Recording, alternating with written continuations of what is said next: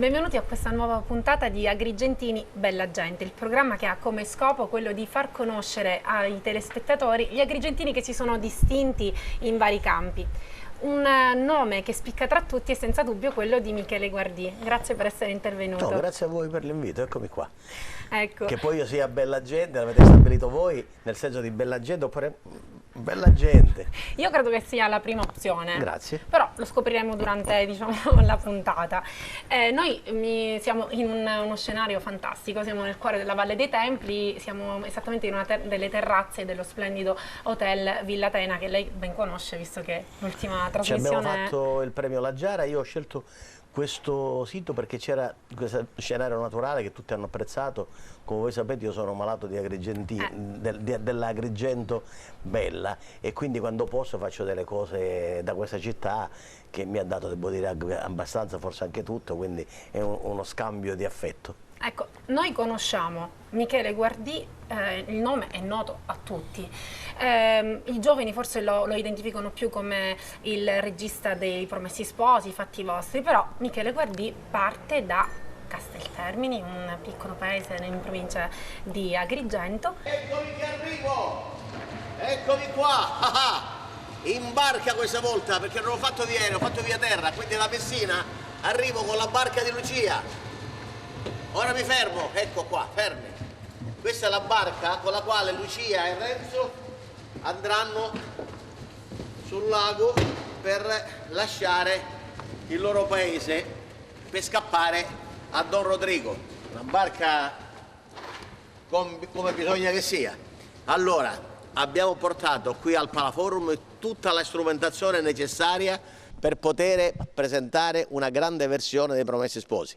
Chi l'ha visto ritorni, perché vedrà uno spettacolo quasi nuovo, nel senso che le scene si muovono in una certa maniera diversa, c'è la pioggia formidabile, carismi che non posso mostrarvi, nuove coreografie, che sono le coreografie fatte da Martino Muller, il coreografo del Cirque du Soleil, e poi il posto è bellissimo.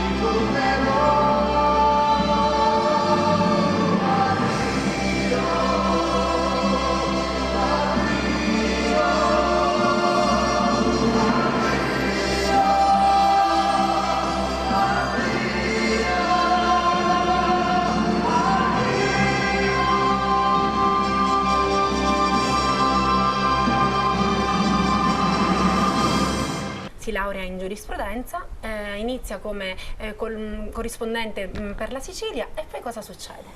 Ma succede che a 16 anni, mentendo sull'età, riesco a ottenere la tessera di corrispondente da Casteltermine della Sicilia di Catania. Dopo 1 anno e mezzo faccio carriera e divento subito vice corrispondente perché ho qualcosa da ridire con la segreteria qua di Agrigento. E poi capisco che voglio che siano gli altri a scrivere di me e non devo essere io a scrivere degli altri. Ed è una cosa della quale parlai tempo fa con D'Apporto, facendogli un'intervista a Palermo mentre ero studente universitario, allora per un altro quotidiano che si chiamava Telestar. D'Apporto mi disse: tu non hai la tendenza a intervistare, anche se intervisti bene, perché per le cose che mi dici forse dovresti essere intervistato tu. Io capii che volevo dire delle cose mie in prima persona e quindi cominciai a scrivere, a fare l'autore, a fare teatro, e che è quello che continuo a fare. Oh mamma mia, siamo già a mezzogiorno e allora buon mezzogiorno a tutti.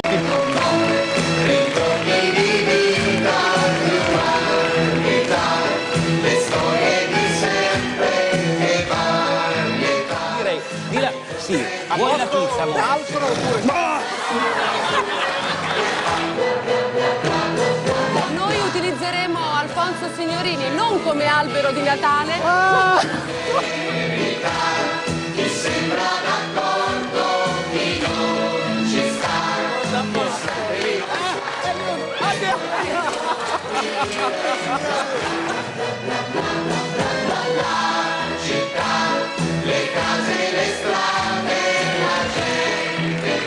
C'era un grosso pullman che girava dove giravo io, però lui ha girato prima di me e allora abbiamo fatto boom.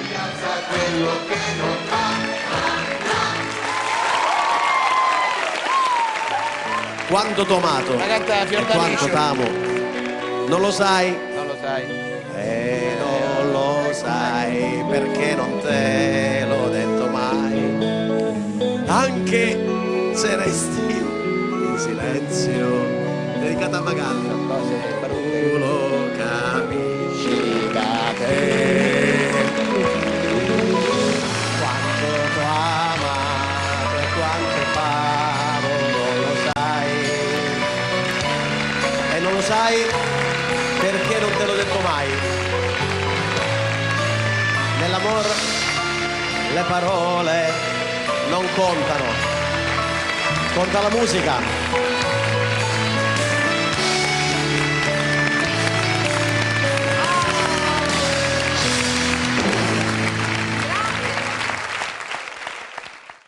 Da lì è partito proprio questo amore per la televisione, perché lei comunque è un autore di notissimi programmi che sono tuttora nel palinsesto della RAI, quindi Domenica In. Ho fatto quasi tutto, Quasi- tranne il telegiornale. Devo dire che quando era direttore generale, devo ricordarmi chi era, mi chiamò e dice: guarda, mi dai una mano per il telegiornale. Io ho avuto un attimo di paura, era invece soltanto per come mettere le telecamere.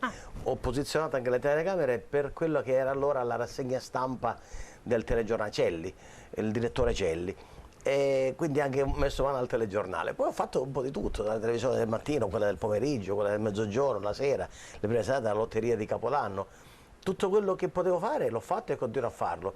E lo faccio, devo dire, con umiltà, nel senso che realizzo un mio sogno, senza con questo pensare di stare per far volare lo shuttle. Lo shuttle lo stanno facendo volare gli altri, ma su Marte ci vanno gli altri. E noi facciamo delle cose semplici, divertenti, che debbono fare compagnia alle famiglie, a chi sta a casa. Questo è il nostro compito. A me piace fare questo, lo faccio quindi con grande rispetto di chi sta a casa, senza pensare che ho fatto questa cosa strepitosa per cui passerò alla storia. Dico, cioè, Marchesi diceva: più che passare alla storia io voglio passare alla cassa. Io non sono neanche portato a passare alla cassa, anche se le cose poi vanno bene.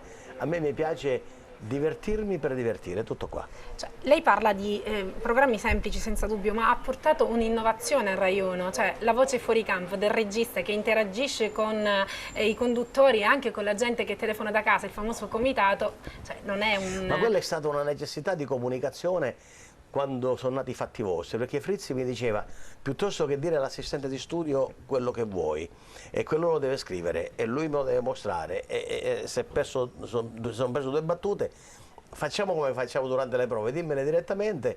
Allora io ho messo un interfonico che può anche andare in onda, quindi senza questa voce amplificata all'inizio era insopportabile, e quindi c'è questo dialogo che è anche una cosa abbastanza naturale, non è neanche tu questa grande trovata, è una cosa di praticità assoluta. Ma di fatto non l'ha fatto nessuno, cioè, Ma perché lì c'è anche un fatto tecnico, bisogna dire agli operatori, attenzione alla telecamera 1, inquadri nel primo piano Frizzi, la 2 tenga il totale, premere un pulsante. Signor Frizzi, ma cosa sta dicendo? Che cosa fa la 1? Ma ne stavo dicendo. Bisogna essere un po' Dr. Jekyll e Mr. Hyde. Vabbè, però il contatto con la gente le piace, cioè Sì, parlava moltissimo, anche, moltissimo. appunto, vabbè, da buon agrigentino. Sì. Dire. E come ha influito la popolarità sul suo carattere? Cioè, un attimo... Vedi, io considero la popolarità un incidente, non lo considero una cosa ricercata e comunque non ne ho fatto e non ne faccio uso. Per ragione di cortesia stringo le mani, quando sono al mare voglio farsi la foto, dico mettete davanti perché sennò si vede la pancia. Però detto questo, considero il mio lavoro un lavoro come un altro. Io dico sempre che se ci fosse un giornale che si chiama Sorrisi e Pensioni, il direttore dell'Inps sarebbe uno popolarissimo. Noi facciamo un lavoro che è esposto in vetrina, per il resto la popolarità non mi ha né turbato né esaltato, mi ha lasciato indifferente. Però è stato anche il pigmalione di diversi personaggi, alcuni sono entrati in politica come Elisabetta Gardini, altri sono ancora affermati presentatori. Ci vuole raccontare qualche aneddoto su qualcuno? In che rapporti state? Devo dire con tutti molto cordiale e molto familiare, e che io stabilisco sempre dei rapporti di amicizia. Se io mi fido di una persona, quella persona si fida di me, andiamo avanti. Se no interrompiamo il rapporto e lo interrompiamo poco prima di cominciare ad andare in onda. Mi è successo solo una volta con una conduttrice, peraltro già affermata, che aveva sue idee, non dico neanche che fossero sbagliate, ma idee non mie, e abbiamo fatto un giro di 8 puntate e poi entrambi, specialmente io, ho detto beh, meno male che questa cosa finisce, io mi annoio. Se si annoia allora non va bene. Con tutti siamo rapporti di grande amicizia, con Fabrizio, con Magalli, con Elisabetta, Adriana Volpe, tutti quanti, siamo amici proprio. Quindi si crea proprio veramente Sì. quella mattina in famiglia, cioè è il nome del con suo... Tiberio c'è un rapporto quasi tra padre e figlio, perché lui a un certo punto ha dei momenti di debolezza umana e allora devo intervenire come se fosse suo padre. E poi però siamo amici e con lui abbiamo avuto dei momenti difficili, ma se da 20 anni lavoriamo insieme ci sarà una ragione. Da buon avvocato ha saputo, diciamo, mediare. Comunque sono già quasi 30 anni che lei comunque è in auge, comunque sulla cresta dell'onda. Ora, vogliamo sapere il suo segreto, lo so che non ce lo dirà tutto. Ma non credo che ci siano segreti. Facendo il lavoro che faccio io rispetto il pubblico che sta a casa. Non amo gli scoop e le cose eclatanti. Non amo quello che in televisione qualche volta chiamano come il sensazionalismo. Non c'è ragione per quanto mi riguarda. Rispettando le persone che sono a casa, taglio tantissime cose.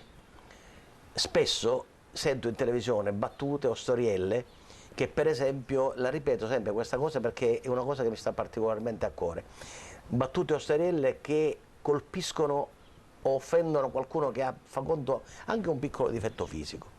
Io dico a chi la sta per raccontare o la vorrebbe raccontare nel mio programma, se per questa battuta ridono 3 milioni di persone e c'è una madre che piange, io rinuncio alla battuta, perché il mio pubblico in quel momento è quella madre che piange e io non mi posso permettere di far piangere una persona e far ridere 1000 imbecilli. Questo è l'umanità che comunque alla fine non viene sempre fuori. Ma perché io vengo dal paese, mia mamma mi raccontava delle cose sempre tenere che mi hanno dato una formazione, devo dire anche qualche volta io provo delle angosce, però tutto sommato essere così mi ha aiutato a vivere serenamente. Forse perché è anche rimasto legato alle sue origini, tant'è vero che viene sempre qui da No, io sto facendo il lavoro in campagna al paese, oggi come le dicevo sono stato a via San Vincenzo con la pompa dell'acqua a pulire la strada perché sto facendo dei lavori.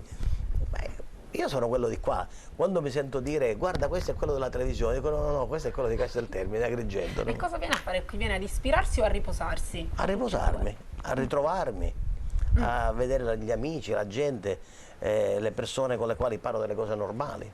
C'è qualcosa che non le piace, che cambierebbe di qui? Io quando sento dire alle persone io cambierei questo, cambierei quello, di quelle persone ho paura, perché sono persone che pensano di poter modificare il mondo.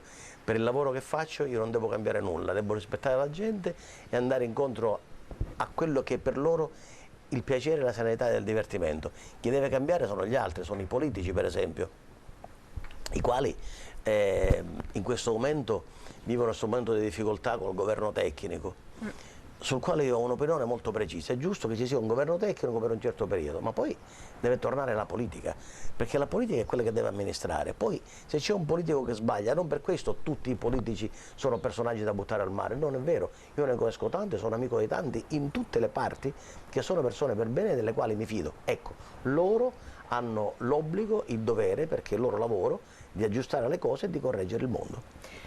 Però dobbiamo dire ad onore del vero che lei ha fatto qualcosa per cambiarla un po' questa città, anche per dargli un input.